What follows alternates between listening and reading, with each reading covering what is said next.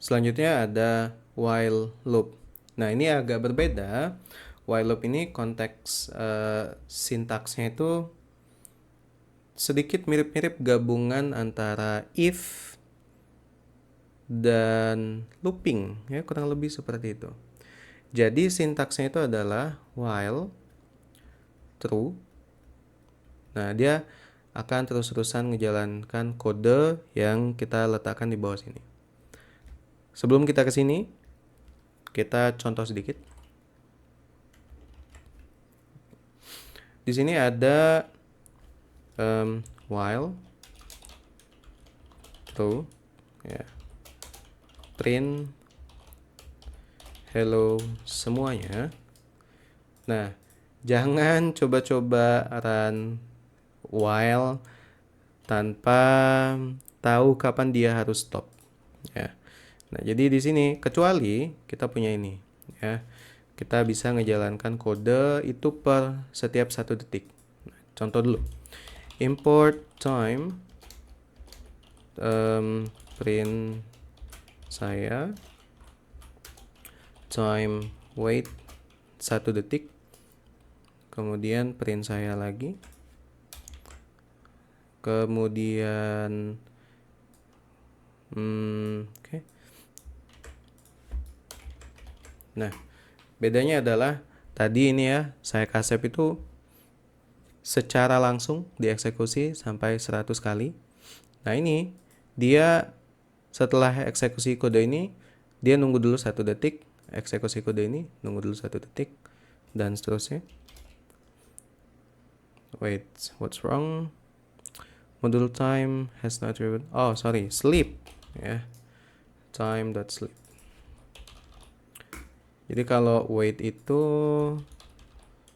di bahasa lua. Nah, saya. Sesuai dengan yang kita letakkan di sini. 1, 2, 3. Runtime-nya 3 detik. Ya. Nah, jadi dia berfungsi sebagai pengendali waktu, ya, pengendali waktu. Oke.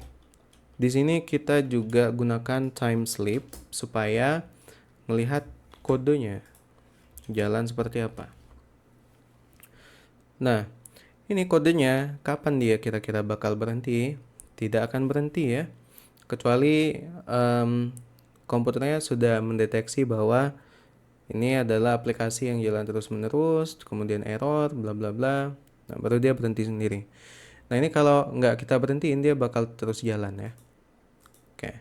Nah, jadi selagi kondisinya itu true, maka dia akan terus menjalankan kode yang ada di sini.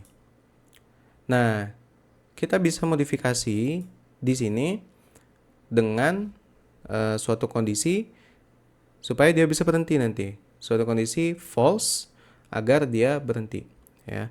Jadi kita bisa gunakan variabel sendiri, ya. Bedanya dengan for loop tadi. Nah, for loop itu dalam satu baris kita wajib nge-statement variabel apa yang mau kita gunakan. Sedangkan di while loop kita harus nge-state variabel yang kita mau sendiri. Maksudnya gimana sih? Ya, kita state sendiri, mandiri gitu ya. Nah, nggak di sini. Kalau di for loop itu udah wajib. Nah, wajib ya, variabelnya harus dicantumkan. Tapi kalau while loop itu sebenarnya banyak opsi. Nah, jadi kalau mau menggunakan variabel, ya kita harus bikin sendiri. Kita gunakan variabel yang sama, i sama dengan 0. Ya. Nah, di sini kita ngeprintnya itu nilai i-nya, ya. Nilai i-nya, kemudian time.wait 1 detik juga. Oke, what's wrong here? Time.wait. Time.sleep. Oke. 0, 0, 0, 0. Oke. Nah, kita kan mau dia berhenti di suatu titik gitu. Jadi nilai i-nya ini kita coba naikkan saja, mirip dengan konsep yang kita pelajari di for loop tadi, ya. Ketika kita ngejalankan dari 11 sampai 100, itu nilainya kan naik satu-satu gitu. Kalau range ya. Sorry, ini variabelnya bukan i tapi nasi goreng. Ya, jadi error dia. Nah, 11, 12, 13, 14 naik satu-satu dia. Oke, sama di sini kita coba naikkan value i-nya satu persatu, increment. Nilai i ya, itu adalah nilai i sebelumnya ditambah dengan 1. Oke. Jadi dia bakal jalankan kode ini 0, print dulu 0 ya. Nilai i-nya berapa tadi? Masih 0. Nah, di sini dia update 0 tambah dengan 1, kemudian berarti nilainya jadi 1 gitu. Disimpan ke i yang baru gitu. 2, 3, 4, 5, 6, 7, 8, 9, 10. Nah, kemudian kita ingat bahwa jika membandingkan dua buah integer, itu menghasilkan boolean. Ya. Nah, jadi kita bandingkan aja nih nilai i-nya ini setiap kali dia jalan. Ya. Nah, sebelum itu kita lihat dulu kalau false. Nah, dia nggak jalan apa-apa karena nilainya false gitu.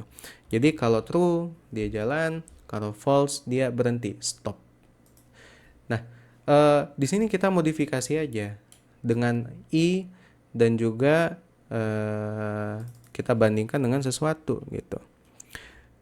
Selagi i-nya kurang dari 10 ya, maka dia akan tetap true. Ya. Coba 0 kurang dari 10 masih true. 1 kurang dari 10 masih true, tetap jalan. Nah, begitu di 9 ya, print 9 sleep 1 detik, kemudian 9-nya diupdate menjadi menjadi tambah 1 jadi 10. Terus dibandingkan lagi. Apakah 10 kurang dari sama dengan 10? Nah, di titik ini statementnya sudah jadi false. Artinya sudah tidak memenuhi, maka dia berhenti. Gitu. Ya, agak sulit memahami while loop. Kurang lebih cara penggunaannya sebenarnya lebih luas. Nah, sedangkan for loop ini memang relatif lebih gampang dipahami, tapi kadang terbatas dalam penggunaannya. Oke. Kalau ingin menggunakan loop yang jalan terus-menerus, biasa digunakan while loop. Kira-kira seperti itu.